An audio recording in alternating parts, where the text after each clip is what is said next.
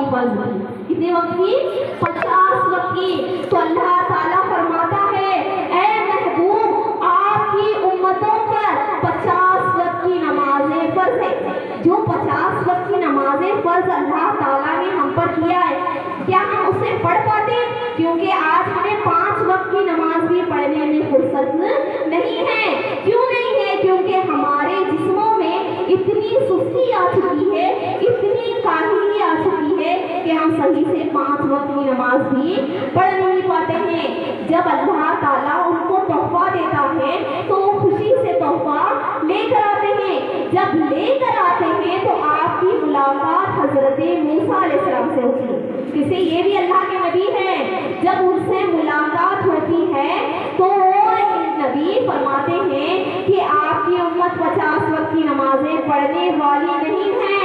آپ اللہ تعالیٰ کے پاس دوبارہ جاؤ اور اس میں سے کچھ کم کراؤ.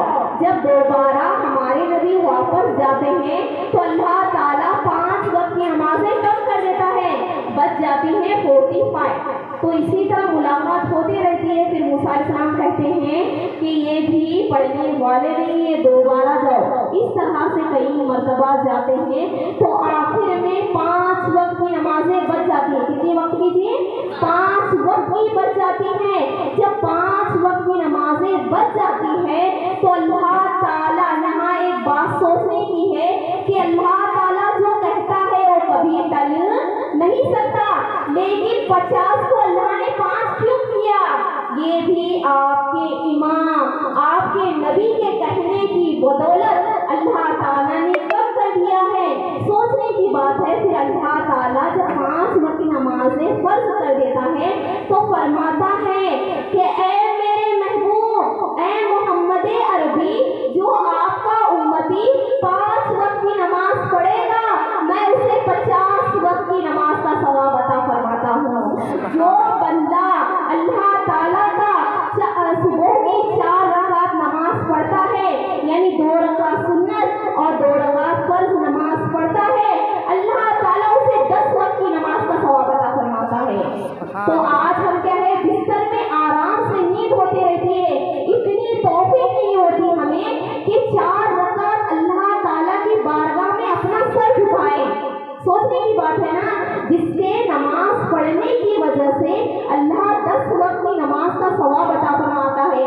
دیکھو آج کی جو ہماری سستیاں ہیں، جو ہمارا آرام ہے، کل قبر کے اندر اگر جو بندہ اللہ تعالیٰ کا فجر کی نماز نہیں پڑھے گا، اگر اس کا انتقال ہوا اور اگر وہ قبر میں جائے گا تو اللہ تعالیٰ کے حکم سے فرشتے فجر سے لے کر ظہر تک اس کے پیٹھ پر کوڑے مارتے رہیں گے. سوچنے کی بات ہے کہ فجر سے لے کر 5 بجے سے لے کر دوپہر کے 1:30 بجے تک کے کتنے کوڑے پیٹھ پر لگیں گے.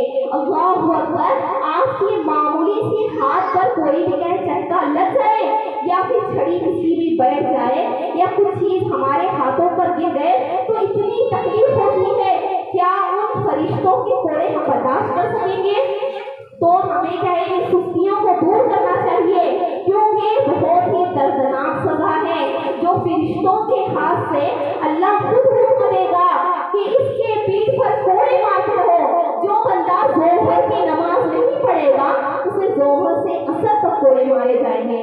اللہ اکبر. اور جو بندہ عشاء کی نماز نہیں پڑھے گا، عشاء سے لے کر صبح تک کا وقت کتنا طویل ہے، کتنا لمبا ہے. عشاء سے لے کر صبح تک فرشتے اسے کیا ہے، پیٹھ پر کوڑے مارتے رہیں گے. اللہ اکبر.